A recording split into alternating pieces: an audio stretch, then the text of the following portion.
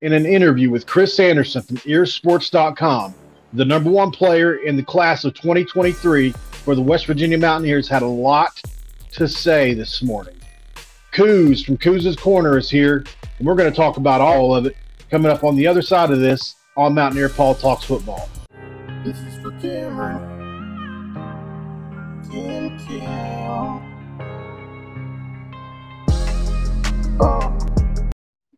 What is up? Welcome in, guys. My name is Mountaineer Paul, and you have landed yourself once again at Mountaineer Paul Talks Football.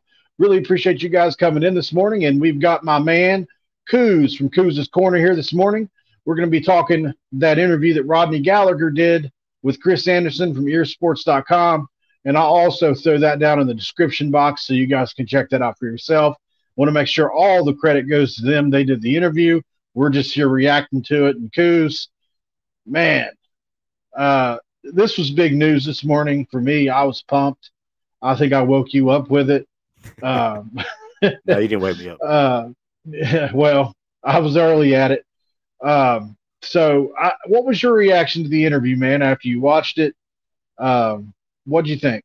It was a positive interview, but at the same time, I'm too careful not to overreact because, one, he's just one player. But, yeah, I liked it. It was positive. All good signs, I think. But at the same time, I drank the Kool-Aid last year. I'm trying not to drink the Kool-Aid again until I have some solid proof that everything's going to be hunky-dory. Yeah. Yeah, and he had a lot to say, man. If you hadn't had a reason to get on board with Neil Brown, maybe now's the time to do that. He said things like it was big news that Neil Brown was coming back. A lot of the recruits are super happy was another thing he said. All signs pointing towards we're all happy the situation has resolved itself. And what I thought was interesting, Coos, was wide receiver coach Tony Washington and safeties coach Dante Wright during the process of this, because he didn't want to overburden Neil Brown. I thought that was interesting. And he didn't actually find out that Neil Brown was coming back until after Twitter announced it, and then spoke to Neil Brown afterwards. Correct. Surprised he wasn't kept in the know the entire way. It just goes to show the uncertainty everybody had along the way. The one thing that I took away from that, too, another thing I took away from that is the fact that, and I kind of wish Chris Anderson had asked him to elaborate on this, but as someone who's done interviews myself, sometimes you don't think to ask certain questions. But I wished he would have asked about, since those are the two coaches he had contact with and apparently has a relationship with, what happens if they leave? Thought the same exact thing. It sounded to me just on the surface that even if they leave, he'd probably still come, because I think Neil was the number one priority there in their mind. But position coaches are important too. And when those are the guys that recruited you and that you have the relationship with, and I mean, heck, Tony Washington will be the guy coaching them up on the field. I don't know how much difference it makes, but I would have liked Chris to have asked the question. I 100% agree with you, especially with Tony Washington. I mean, it seems like he was coached to Coach Wright as well. But like you said, Coach Washington's going to be the guy that's coaching him up on the field. And heck, he's only had 1 year here. It's probably too soon to cut bait with him, but sometimes heads roll even when they don't need to, unfortunately, in these situations. But we have no inclination or information of who's going to be let go. We have ideas about that. A lot of them are probably on the defensive side of the ball. We don't know exactly who it's going to be yet, so all we can do is really conjecture about it, and it'd just be fruitless to do that. Exactly. Another thing I thought was interesting was, and this is when you kind of started to see which way the interview was going to go. And he asked him, hey, do you have any visits planned? And he said, no. My ears pricked up when he said that. I said, oh, no more visits planned. And then he said, will you sign early? And he said, yes. And then Chris Anderson finally came out and said, will you sign with West Virginia University? And he said, yes. So, Coos, it was really good news to hear. Absolutely. To hear that he's signing early is a big deal. So, Coos, how do you feel like this is going to benefit the program, him signing early, them getting his name on the dotted line early in the process so there's no worry about it? He's obviously the number one recruit for us and probably is going to be taking a league position as to who other recruits are going to look at and see. Has Rodney signed yet, along with some other guys in this class? And another thing that was interesting, they said they all had a group text. Wish we knew who that was. Yeah, really. What was your reaction to that? Well, the group text, I'll touch on that first. I mean, I think it's a great thing because it shows that they're already forming a bond and a relationship. I think that will help once they get on the field together. Obviously, with chemistry and building a culture, they probably get along with one another. I would assume, or at least it helps in that regard, and it will help, hopefully keep the class together too if they all have a bond. Mm-hmm. And back to your first question about him signing early, I think number one for him, it just gets it behind him. He gets it over with. It's one less thing he has to worry about. He can move on with the rest of his senior year, enjoy that. And then once, like you said, other people in the class see that, if there's a few guys that may not be signing until the February date, I think they'll be more likely to sign if they see that he signed. And then also, you mentioned it earlier. He talked about how they're trying to go out and they're trying to recruit other guys to come to the team. It may help in that regard too. Once they see that he's signed and some of these other guys are signed early, they'll be like, okay, this class is staying together. There's some chemistry there. There's some camaraderie. There's some stability in this class. Okay, then that's where I want to be. And I think it'll help in the guys they're trying to bring along too. And we'll show those guys, hey, these guys are sticking it out. So let's go join them. And again, if you're watching this, guys, I highly encourage you to go to Ear Sports and watch this interview, all of it.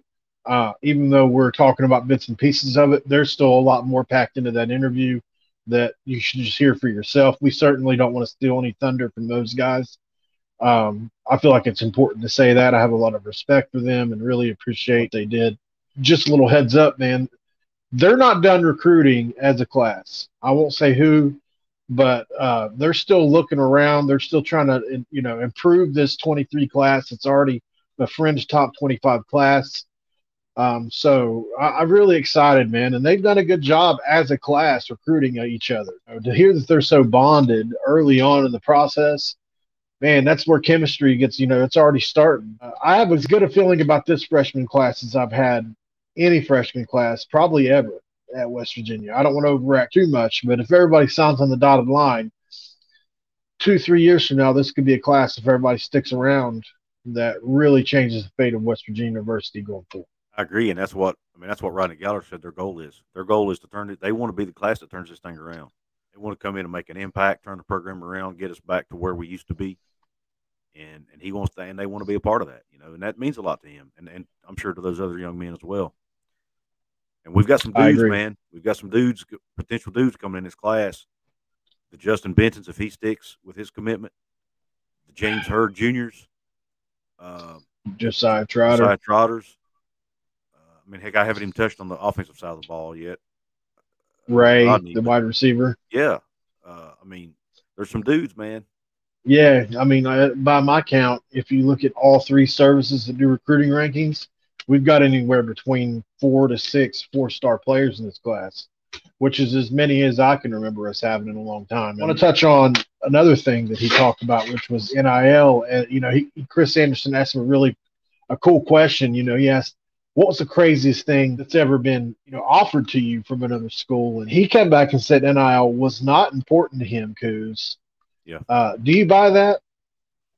Yes and no. I mean, I don't think it's his number one priority, obviously, because I do think he seems like a mature. From what I can tell, obviously, you can't get to know a young man just by watching interviews. But from the outside looking in, he looks like a mature young man. Seems like he's been brought up well, raised up responsibly. So I don't think it's his number one priority. But to say it doesn't matter at all, probably a little bit of saying the right thing there, I would imagine. And he may not have wanted to throw any of the teams recruiting him under the bus potentially, but it was refreshing to hear a young man make that statement,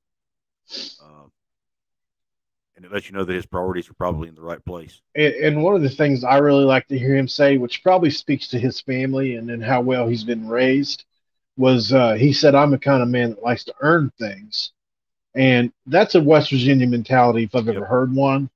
That's a blue collar mentality. That speaks to why he likes what we have going on at West Virginia University.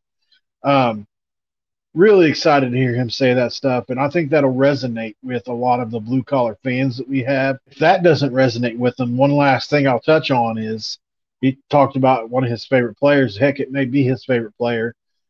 He talked about the Tavon Austin, and how he wants to possibly surpass what Tavon did, which is obviously those are the biggest shoes you can put on to fill as Mhm. far as a skill position player, maybe any player in the history of West Virginia University. Football, basketball doesn't matter. When Tavon Austin was here, he was it, and even that highlight tape I still watch, even all these years later now, just because it's the greatest highlight tape of all time. Tell me another one that's better. You might get into some Bo Jackson or Barry Sanders, but Tavon is right there with the elite highlight tapes ever, and it still inspires kids today, man. So, what do you think about when he said that? I thought it was pretty cool. Shows you how much Yeah, confidence he's got in himself, which he actually said, in the interview as well. Followed up with that too. Another thing, and kind of to go along with that, he talked about how they asked him if he was going to stick because he plays quarterback in high school. I don't know how many people yeah, realize that. And he's coming to West Virginia to play wide receiver, and that's what he played at camp and 7-on-7 and things like that is wide receiver. But so he's gotten his feet wet there, but that's what he's going to play in college. And he said it's actually a position he prefers to play is yeah, wide receiver. He likes it better.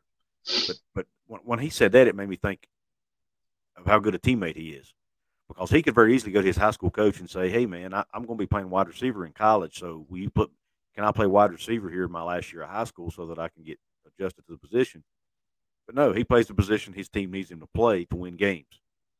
They need him to play yeah, quarterback, so he plays quarterback. And I'm sure they do that because they want the ball in his hands on every play. I would imagine. yeah, But yeah, he's very good at making people miss in space.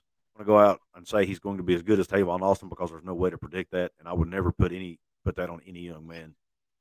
But no, but the fact that he has that as his goal is to be better than Tavon Austin, man. I mean, I think the sky's the limit for this young man if he applies himself, keeps his head on straight, and the coaching staff utilizes him properly, and he gets help. He's going to have the right help around him too.